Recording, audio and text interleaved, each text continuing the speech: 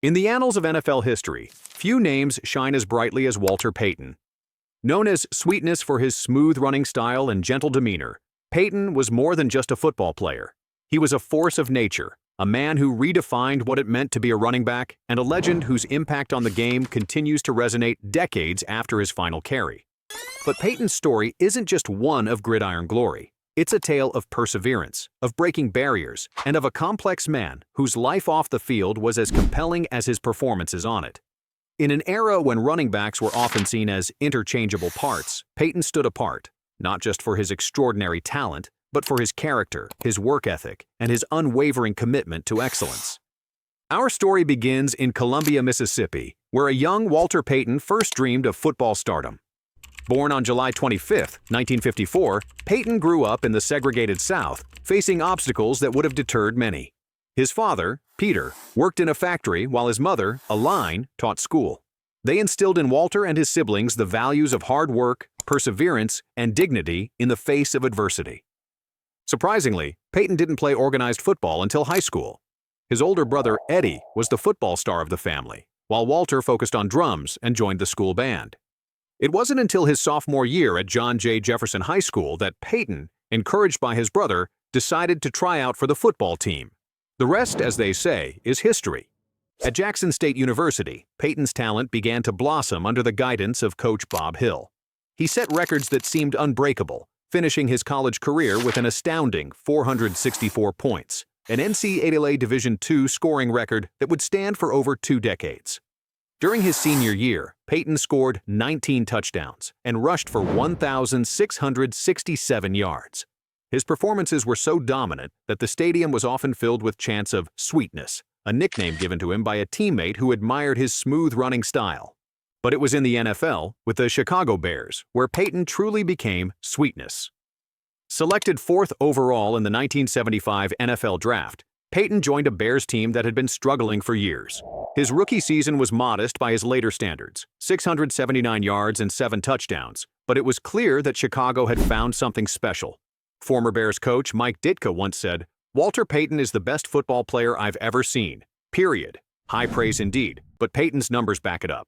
Over his 13-year career, he amassed 16,726 rushing yards, breaking the previous record held by the great Jim Brown. He scored 110 rushing touchdowns, caught 492 passes for 4,538 yards, and even threw for 8 touchdowns. These weren't just impressive statistics, they represented a revolution in how the running back position was played. One game in particular stands out as a testament to Payton's greatness.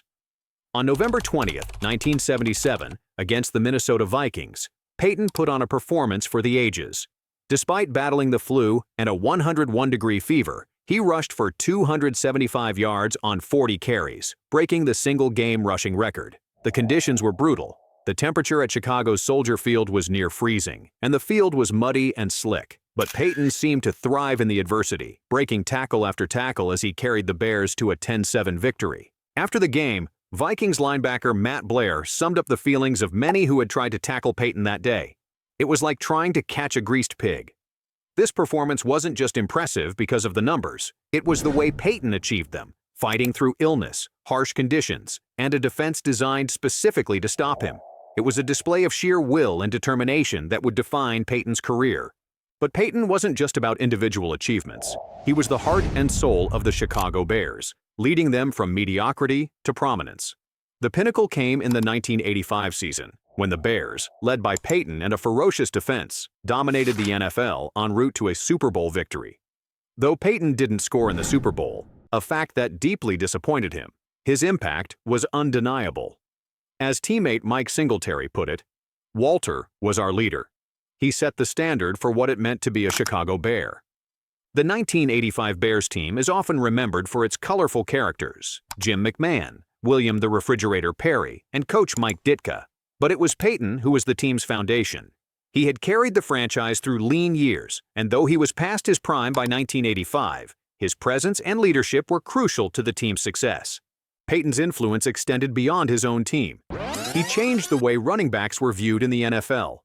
Before Payton, the position was often seen as one of brute force, but sweetness showed that a running back could be both powerful and graceful, a threat both on the ground and through the air. His running style was unique, high-stepping, agile, yet powerful enough to run over defenders when necessary. He didn't just avoid tackles, he punished tacklers, often delivering more punishment than he received. His versatility was unmatched. Not only could Payton run and catch, but he could also throw. He passed for 8 touchdowns in his career, the second most by a non-quarterback in NFL history. This multifaceted skill set paved the way for future all-purpose backs like Marshall Faulk and LaDainian Tomlinson. As former NFL coach John Madden once observed, Walter Payton was the complete package. He could run inside, he could run outside, he could catch, he could block, he could even throw. He was the best all-around football player I've ever seen. But perhaps what set Payton apart most was his durability. In an era when running backs were seen as expendable, Payton was a model of consistency. He started 170 consecutive games, a record for running backs that still stands today. This Iron Man streak speaks volumes about Payton's toughness and dedication. He played through injuries that would have sidelined most players, never wanting to let his team down. Former teammate Matt Suhey once said, "Walter never took a playoff. Whether it was practice or a game, he gave 100% every single time." This relentless work ethic earned Payton the respect of teammates and opponents alike. His training regimen was legendary. He would run up and down a steep hill near his home in Arlington Heights, Illinois, sometimes for hours at a time. This hill, now known as Payton's Hill, became a symbol of his extraordinary commitment to his craft. Another defining moment in Payton's career came on October 7, 1984, when he broke Jim Brown's all-time rushing record. Needing just 67 yards to surpass Brown's mark of 12,312 yards, Payton gained 154 yards against the New Orleans Saints. The game was stopped when he broke the record, and Payton was presented with the ball. In a gesture typical of his humility, he immediately gave the ball to his offensive lineman, acknowledging that his success was as much theirs as his own. After breaking the record, Payton said, "I want to be remembered as Walter Payton, the football player, the man, not as a guy who gained a certain number of yards." It was a statement that revealed much about his character. For Payton, the numbers were secondary to the way he played the game and the impact he had on others. Off the field, Payton was known for his charitable work and his infectious smile. He was a pillar of the Chicago community, always ready to lend a helping hand or offer words of encouragement. The Walter Payton Foundation, established in 1988, provided assistance to underprivileged children. He was also a successful businessman, with interests in real estate, restaurants, and a racing team. One touching story involves Payton comforting a young boy named Jarrett Payton, his own son, who was struggling with the pressure of being the son of a football legend. Walter told him, "You don't have to be me. Just be the best you." It was advice that reflected Payton's own philosophy. Excellence wasn't about comparing yourself to others, but about maximizing your own potential.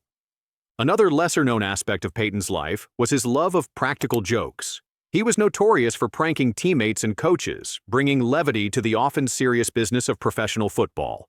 Former Bears quarterback Jim McMahon recalled, "Walter would put Vaseline in your helmet, or he'd put crushed ammonia capsules in your car so when you turned on the air conditioning, you'd get a face full of ammonia. But you couldn't get mad at him because he'd just flash that smile, and you'd end up laughing along with him." But like all great figures, Payton was not without his complexities. After his retirement, he struggled with the transition away from football.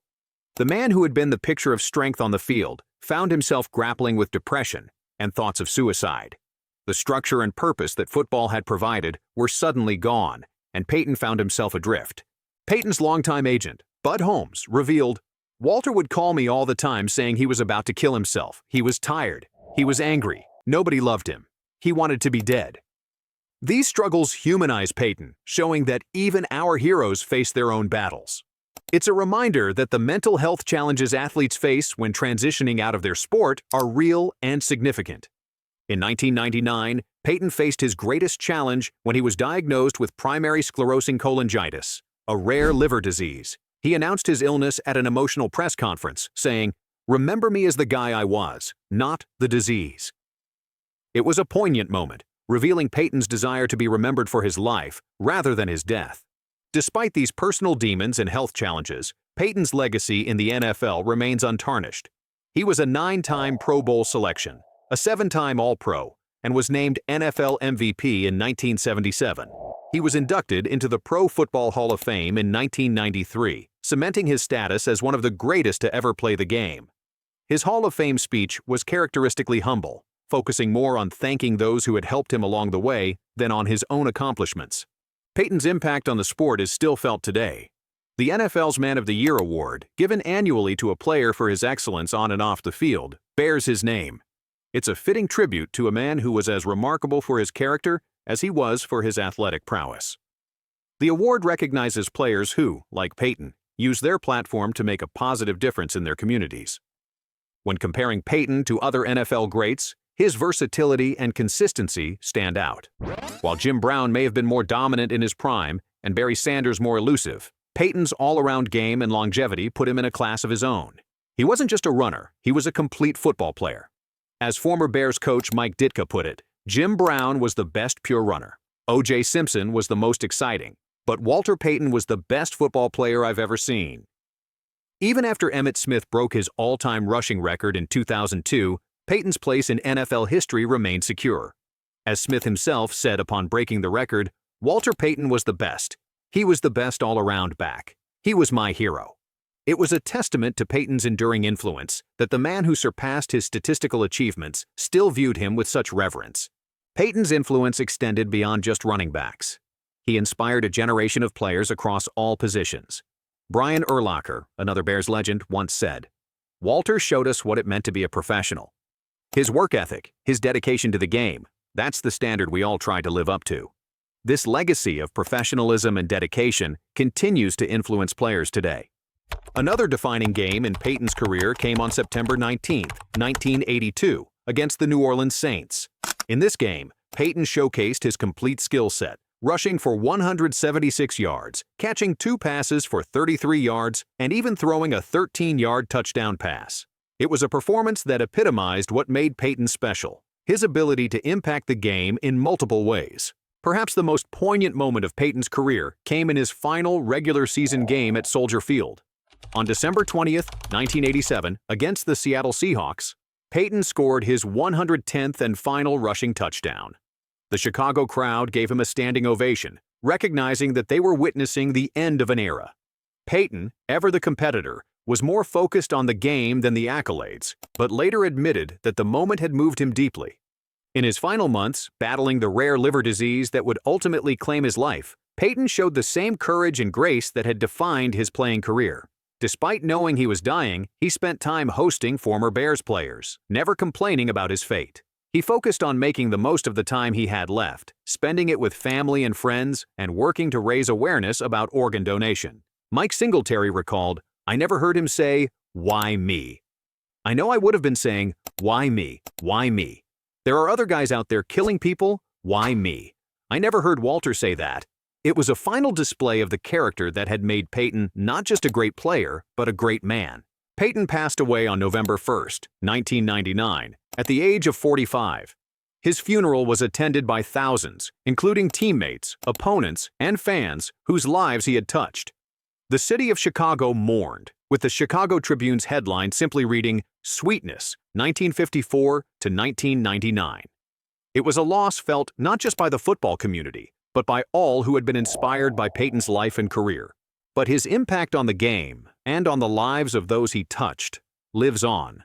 He wasn't just a great football player. He was a symbol of excellence, perseverance, and humanity. His legacy serves as a reminder that true greatness isn't just about what you achieve, but about how you achieve it, and the lives you touch along the way. In the years since his passing, Payton's legacy has only grown. The Walter and Connie Payton Foundation continues his charitable work, focusing on the needs of underprivileged children. His autobiography, Never Die Easy, published posthumously, offers insights into his life and philosophy. And each year, when the NFL presents the Walter Payton Man of the Year Award, his spirit of service and excellence is celebrated anew. As we look back on Walter Payton's extraordinary life and career, we're reminded of the words of his former coach, Mike Ditka. "If you want to see perfection as a running back, you'd watch Walter Payton.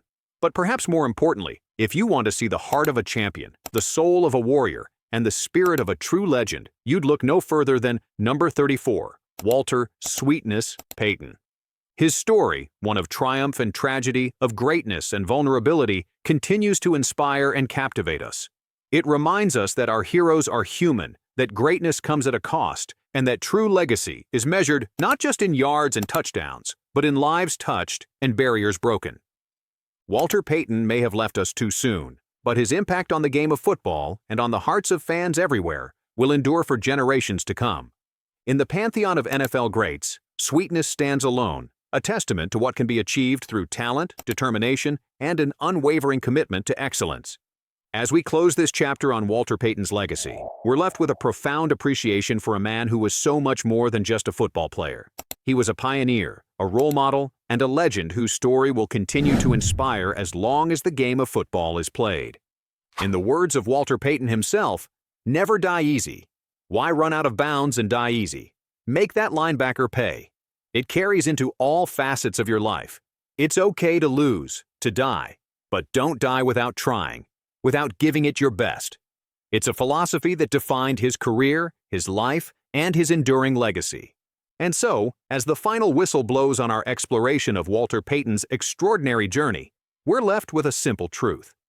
In a sport of giants, sweetness stood tallest of all. His legacy, like his spirit, will run on forever.